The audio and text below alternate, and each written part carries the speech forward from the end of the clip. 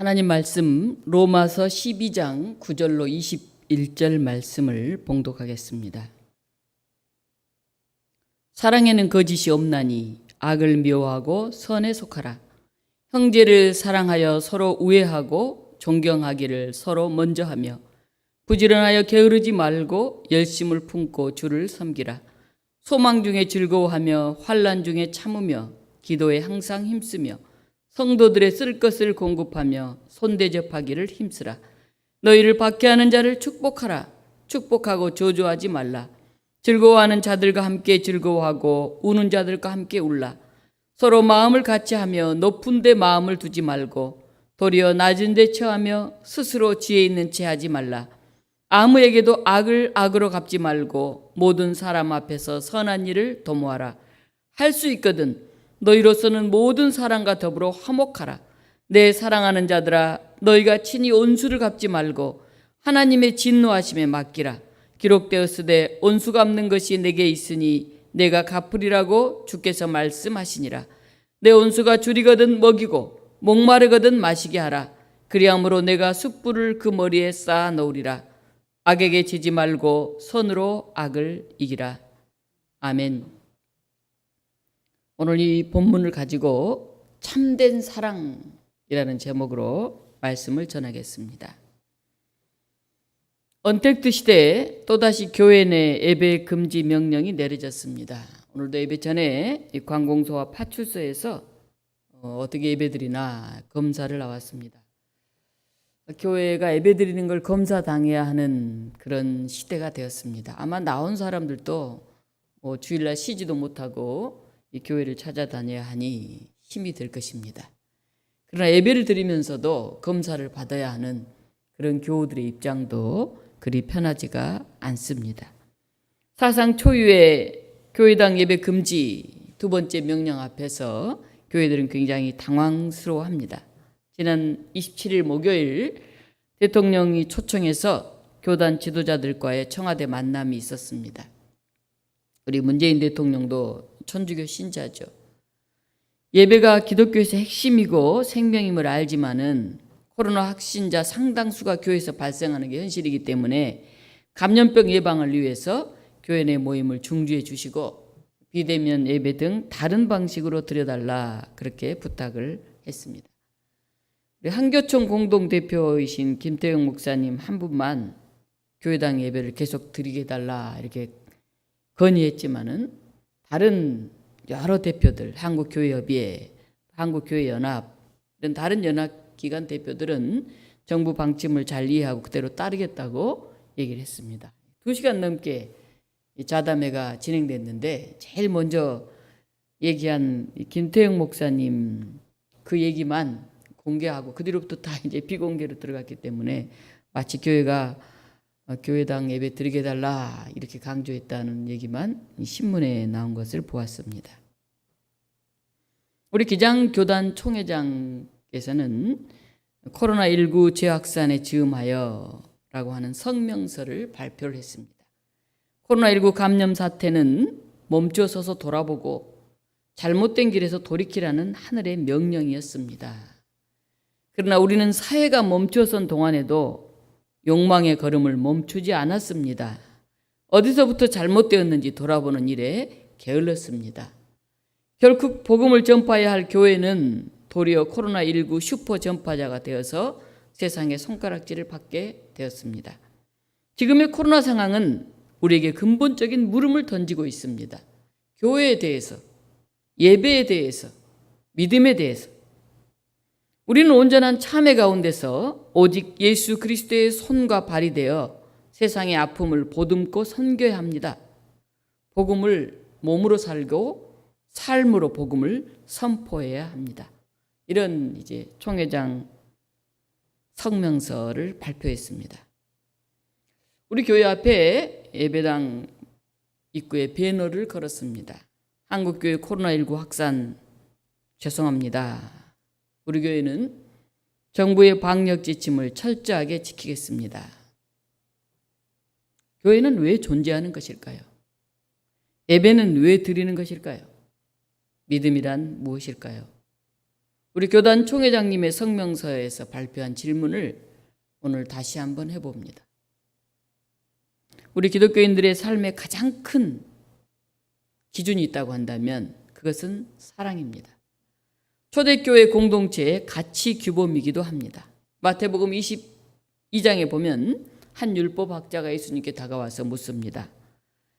율법 중 어느 계명이 가장 큽니까?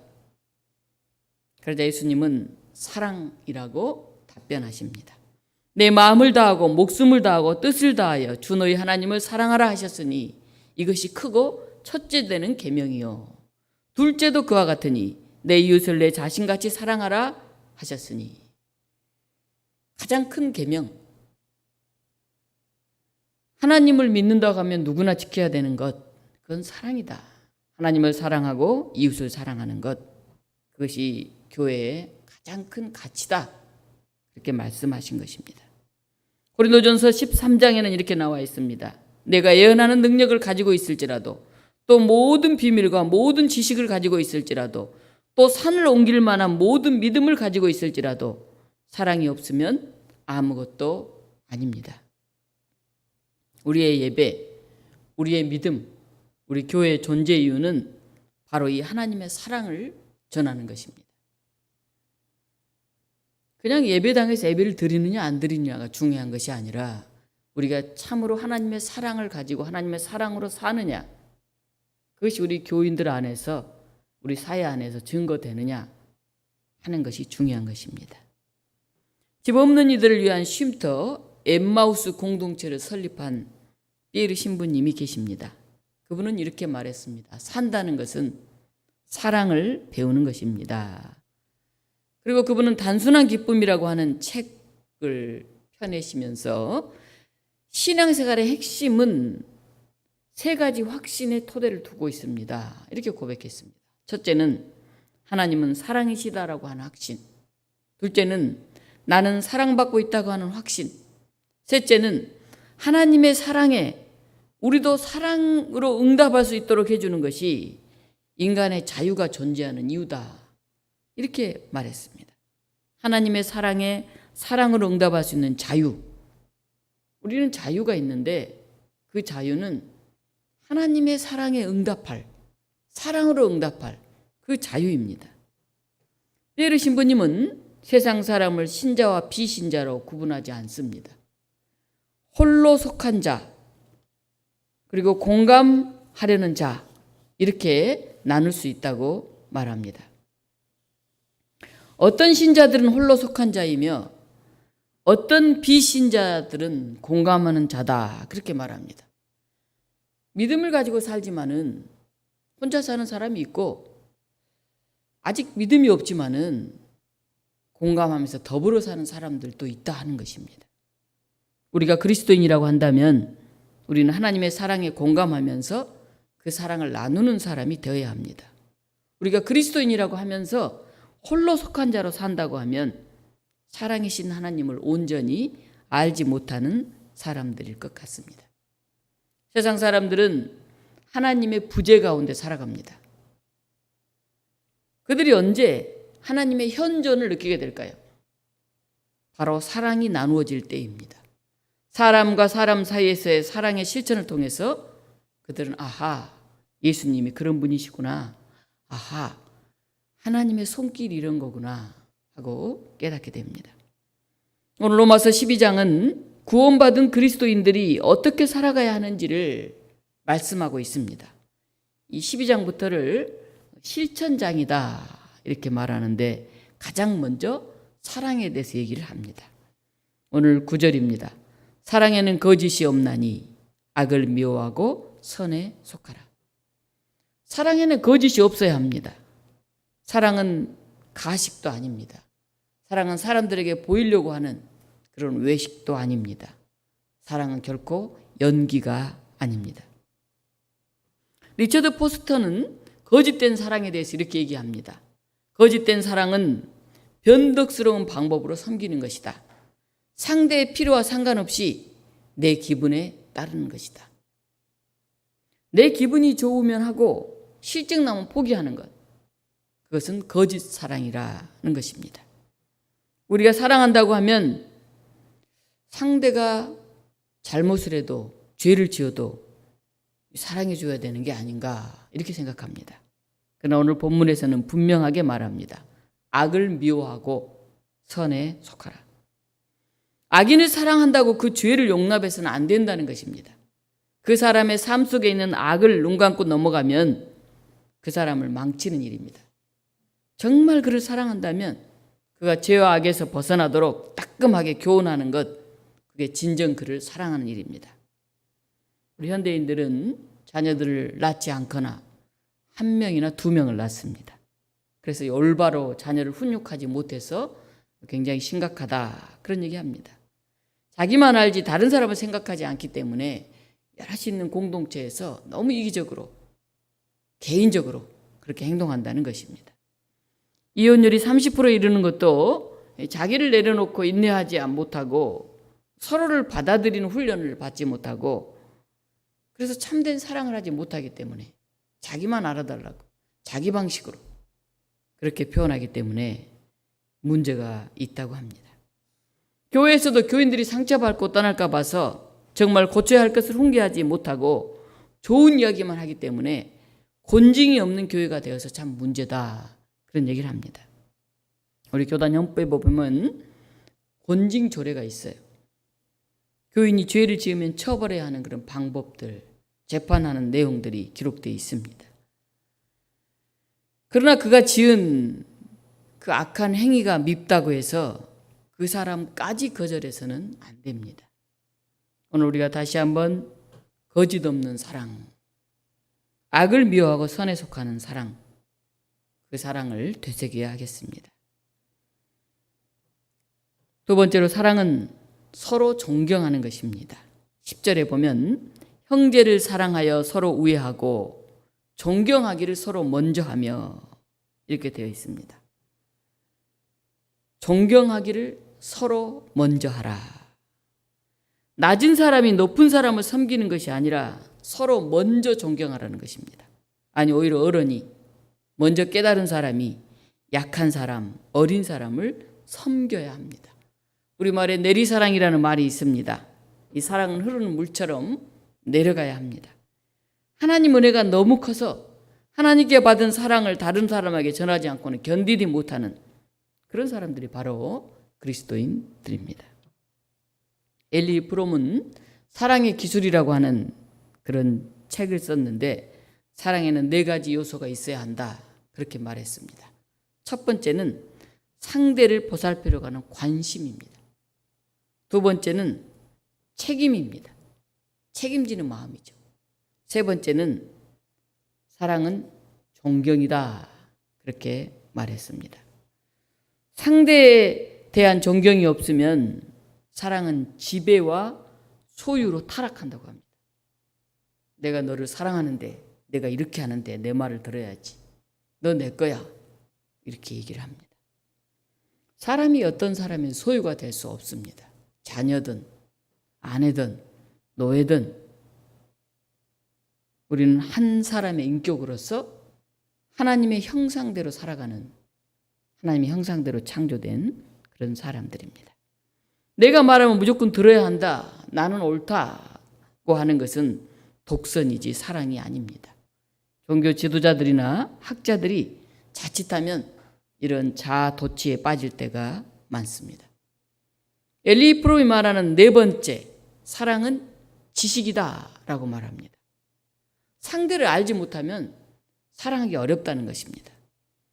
제가 도서관에서 사라지는 것들이라고 하는 책으로 토론을 한 적이 있습니다.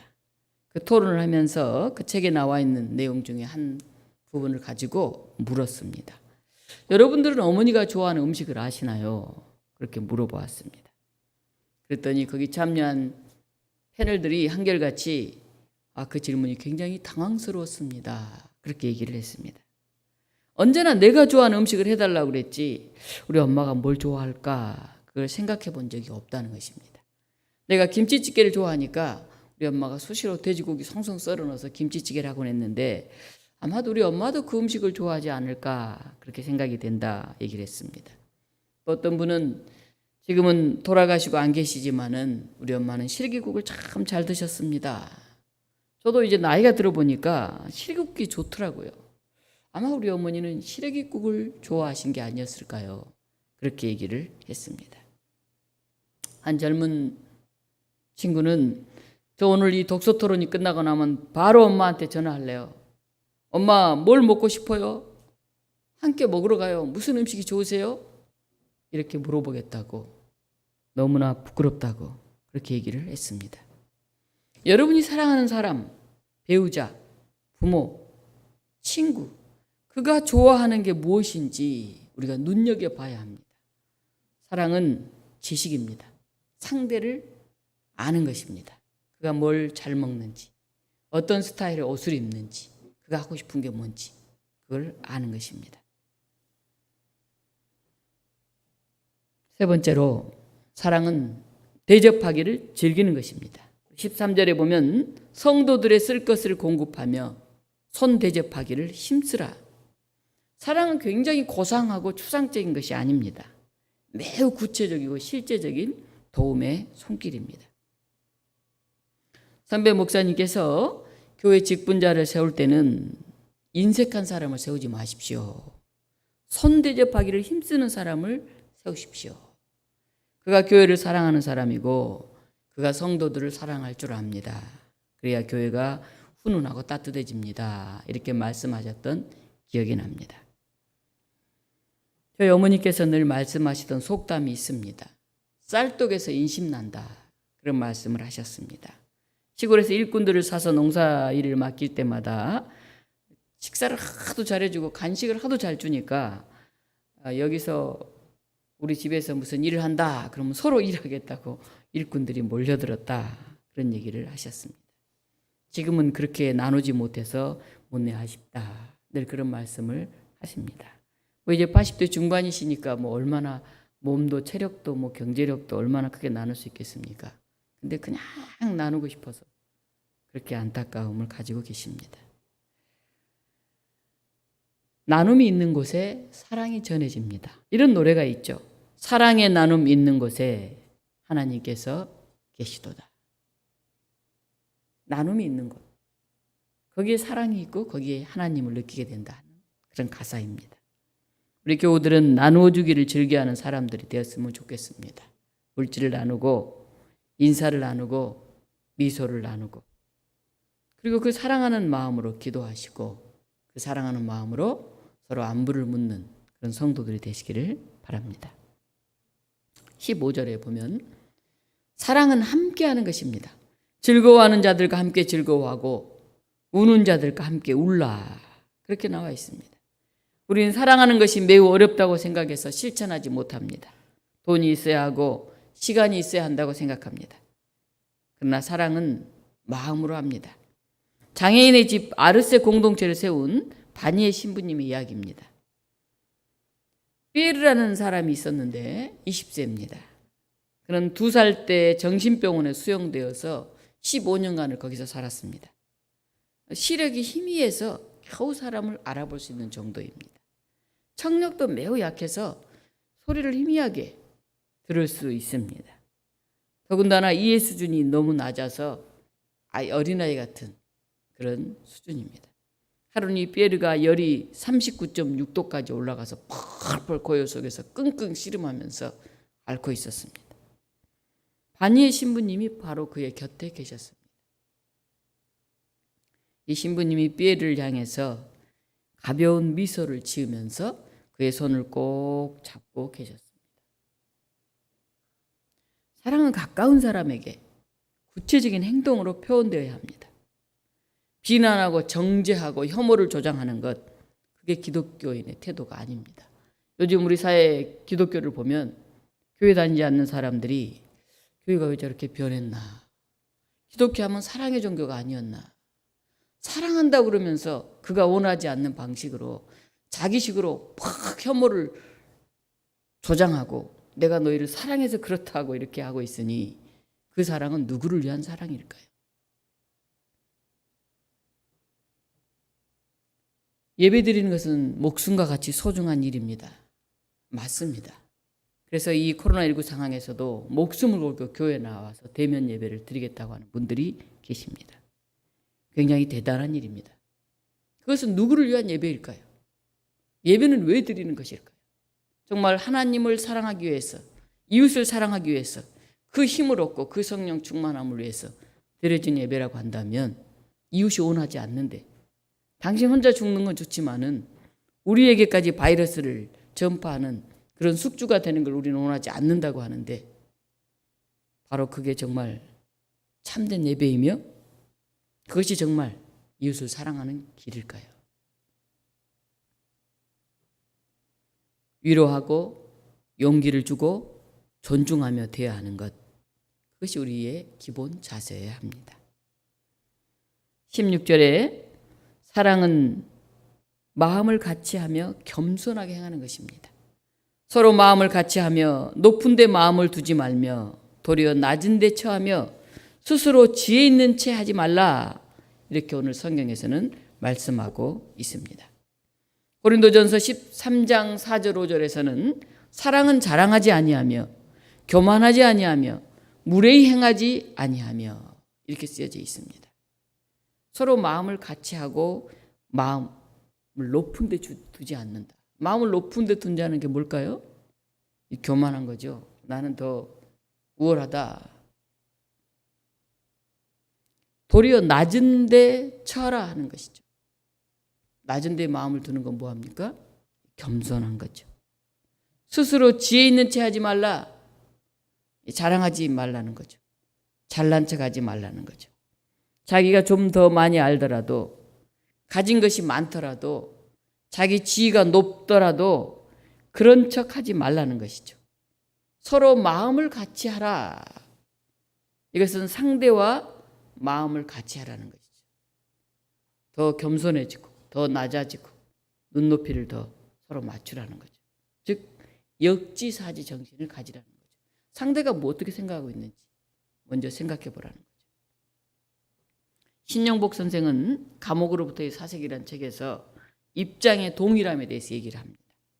머리 좋은 것이 마음 좋은 것만 못하고, 마음 좋은 것이 손 좋은 것만 못하고, 손 좋은 것이 발 좋은 것만 못한 법입니다. 관찰보다는 애정보다는 실천적 연대가, 실천적 연대보다는 입장의 동일함이 더욱 중요합니다. 입장의 동일함, 그것은 관계의 최고의 형태입니다. 그렇게 말했습니다. 아무리 머리로 이해한다고 해도 따뜻한 마음으로 다가가는 것보다 못하다는 거죠. 아무리 마음이 따뜻하다고 해도 손 좋은 것, 직접 손으로 베푸는 것보다 못하다는 거죠.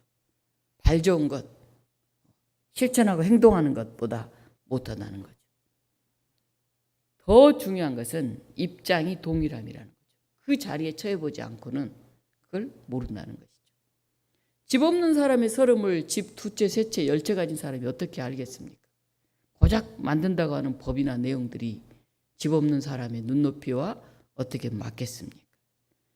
그래서 이 나라 법을 제정하는 사람은 집 많은 사람들만이 아니라 집 없는 사람, 나이 많은 사람들만이 아니라 젊은 사람, 남자들만이 아니라 여자들, 다양한 사람들이 사실은 들어가 있어야 됩니다. 그래야 다양한 내용들을 거기에 포함시킬 수가 있죠. 서로 눈높이가 같지 않을 때는 그것을 온전히 깨닫기가 어렵습니다. 입장의 동일함, 역지사지, 이 정신을 실천하신 분이 누굽니까? 바로 하나님이십니다. 누구보다도 이걸 잘 아셨습니다. 그래서 당신의 아들을 인간의 몸을 입혀서 이 땅에 내려보내셨습니다. 하나님이 인간이 된 사건, 우리는 바로 성육신 사건이라고 말합니다. 그렇게 우리 가운데 오신 예수님이 역지사지, 그 자세로 사람에 대한 연민, 사랑의 마음, 공감의 마음으로 하나님의 일을 실천하셨습니다. 오늘 18절 할 수 있거든 너희로서 모든 사람과 더불어 화목하라. 참된 사랑은 모든 이들이 화목을 이룹니다. 예수님 십자가를 통해서 인간과 하나님을 화목케 하셨습니다. 화목을 이루는 데는 헌신과 희생이 필요합니다. 자기중심적이고 이기적인 그런 사람은 화목하기가 참 어렵습니다. 그러나 화목을 위해서는 불의해도 나빠도 그냥 참고 저주라는 것이 아닙니다. 21절 마지막 귀절에 악에게 지지 말고 선으로 악을 이기라 그렇게 말씀하십니다. 사랑이 실종된 세상을 살고 있습니다. 사랑한다고 말해도 진짜 사랑인지 믿지를 못합니다. 그만큼 거짓 사랑이 많다는 증거입니다. 하나님 자리에 앉아서 정죄하고 심판하는 사람은 많지만은 고난당하는 사람 옆에 서서 그들의 손을 잡아주면서 아파하는 사람들은 많지 않습니다. 오늘도 사람들은 질문합니다. 하나님은 어디 계시는가? 예수님은 어떤 분이신가? 그 질문에 우리가 답변해야 됩니다. 우리는 하나님을 전해야 하고 예수님을 증언하는 그런 사람들입니다. 어떻게 증언할까요? 하나님께 받은 은혜, 예수님께 받은 사랑을 전하는 것입니다. 받은 그 사랑의 빛을 세상에 되비칠 수 있다면 세상은 밝아질 것이고 사람들 하나님을 더 잘 알게 될 것입니다. 이 빛을 드러내기 위해 힘쓰는 그런 우리는 더 거룩해져 갈 것입니다. 요한일서 4장 20절 21절 말씀을 제가 다시 한번 봉독합니다. 누구든지 하나님을 사랑하노라 하고 그 형제를 미워하면 이는 거짓말하는 자니 보는 바 그 형제를 사랑하지 아니하는 자는 보지 못하는 바 하나님을 사랑할 수 없느니라. 우리가 이 계명을 주께 받았나니 하나님을 사랑하는 자는 또한 그 형제를 사랑할지니라. 제가 우리 교우들 톡방에도 올렸는데 부산의 샘터교회 안중덕 목사님 코로나 시대가 전해주는 메시지라는 글이 SNS에 회자되고 있습니다. 집합을 금지하라는 것은 소외된 자들과 함께하라는 뜻입니다. 대면 예배를 금지하는 것은 언제 어디서나 하나님을 바라보라는 뜻입니다. 사람과 거리 두기를 하라는 것은 자연을 가까이 하라는 뜻입니다. 손을 자주 씻으라는 것은 마음을 깨끗이 하라는 뜻입니다. 마스크를 착용하라는 것은 잠잠하라는 뜻입니다. 우리가 언택트 사회라고 하지만은 살아있는 한 우리는 만나지 않고는 살 수 없습니다. 이 생명이 있는 것들은 서로 만나야만 살 수가 있습니다. 누군가의 손길에 보살핌이 있어야만이 생명력을 유지할 수 있는 것입니다. 비대면 온라인 접촉이 점점 많아지고 있습니다. 요새 물건을 사도 쿠팡에서 주문하면 문 밖에 놔두고 가잖아요. 그리고 사진만 띵 하고 보냅니다. 문 밖에 물건을 놔둔 사진을 찍어서 보냅니다. 그걸 보고 이제 아무도 없는데 문 열고 나가서 물건을 가지고 오죠. 그런데 온라인으로 접촉하기 힘든 어르신들이나 SNS를 사용하기 힘든 그런 사람들은 점점 더 고립되고 점점 더 외로운 가운데 있습니다. 우리 교회 중에 한 분 혼자 사는 그 어르신들을 보면 점점점 눈이 까매진 것 같고 얼굴이 까매져 가는 것 같고 점점점 힘이 없어지는 것 같아서 너무너무 마음이 아픕니다. 우리가 기도로 만나고 전화로 만나고 어떻게든 그들과 눈높이를 맞추면서 하나님의 사랑을 나누어야 할 것입니다. 이 남 탓, 혐오로 가득한 이 세상에 내 탓, 역지사지, 공감력으로 생명을 사랑하는 그런 사람들이 더 많아져야 합니다. 우리 인간 중심주의를 넘어서 온 생태계를 껴안고 참여하면서 기도하는 그런 기독교인들이 많아지기를 바랍니다. 코로나19가 2.5단계로 높아졌습니다. 학원들 다 문 닫고 아이들 나오지 못하게 해서 어떻게 운영해야 되는지 굉장히 고민하는 모습들을 보았습니다. 그전에 너무 힘들었다가 조금 나아질 뻔하는데 다시 이제 이런 상황이 오니까 이 소상공인들 어떻게 살아야 될지 모르겠다고 한숨이 높아지고 있습니다. 우리 교회 더 방역에 힘쓰면서 우리 안에 사랑의 불씨를 꺼뜨리지 맙시다. 함께 얼굴 보고 나눌 수 없어서 성도의 교제가 부족한 점이 매우 아쉽습니다. 카톡방으로라도 사진도 올리고 소식도 나눌 수 있었으면 좋겠습니다. 저 요즘 교회 오면 하는 일이 창문 여는 일이에요. 제습기 틀고 선풍기 돌리고 계속 환기시키느라고 굉장히 분주합니다. 당장이라도 교우들이 오면 얼굴을 마주보고 함께 교제하며 예배드릴 수 있도록 매일매일 빈 교회에서 창문을 열고 창문을 닫고 또 제습기를 틀고 물을 버리고 그런 일들을 반복하고 있습니다. 모임들이 온라인으로 전환되고 또 모임들이 취소되면서 모처럼 여유 속에서 우리 교우들의 얼굴을 그려봅니다. 한 분씩 교우들의 이름을 불러봅니다. 여러분들도 교우들의 이름을 불러보시기를 권합니다. 여러분의 부모님들, 여러분의 형제들, 여러분의 사랑하는 친구들 이름을 한 번씩 불러보시기를 바랍니다. 그분의 얼굴을 떠올리면서 그분의 필요를 생각해 보시기 바랍니다. 얼굴을 마주하지는 못하지만 기도하면서 성도의 교제가 이웃사랑이 꾸준히 실천되는 그런 우리 독립문 교회가 되었으면 좋겠습니다. 사랑하는 독립문 교우 여러분, 코로나19 이 불안하고 답답한 그런 상황 속에서도 하나님의 은혜와 주님의 평화를 누리시기를 빕니다. 은혜를 뜻하는 헬라어는 카리스인데요. 이 뜻은 기쁨을 주는 것, 친절, 호의라는 뜻입니다. 은혜의 하나님은 우리를 호의와 친절로 대하시고 우리 마음에 기쁨을 주십니다.